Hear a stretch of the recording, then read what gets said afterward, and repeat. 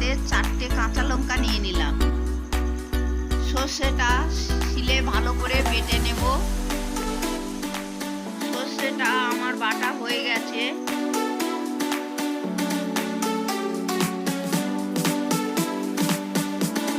কড়াটা আঁচের মধ্যে বসালাম। কড়াটা গরম হয়ে গেল। কড়ার মধ্যে সর্ষে তেল দিলাম। বড়িটা ভেজে নিলাম। বড়িটা আমার ভাজা হয়ে গেছে। আমি একটা পাত্রের মধ্যে নামিয়ে নিলাম। কড়াটা আঁচে বসানো আছে। কড়ার মধ্যে কালো জিরে দিয়ে দিলাম। যে শিমটা কেটে রেখেছিলাম কড়ার মধ্যে দিয়ে দিলাম। দিয়ে খুন্তি দিয়ে ভালো করে নাড়াচাড়া করে নিলাম।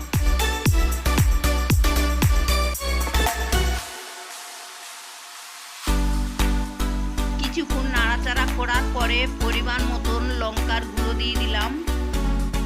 পরিমাণ মতন হলুদ দিলাম। স্বাদ মতন লবণ দিলাম। খুন্তি দিয়ে ভালো করে নাড়াচাড়া করে নিলাম। কিছুক্ষণ নাড়াচাড়া করার পরে পরিমাণ মতন জল দিয়ে দিলাম। কিছুক্ষণ নাড়াচাড়া করার পরে একটা পাত্র নিয়ে ঢাকা দিয়ে দিলাম। 5 মিনিট পরে ঢাকনাটা খুলে দিলাম। খুন্তি দিয়ে ভালো করে নাড়াচাড়া করে নিলাম।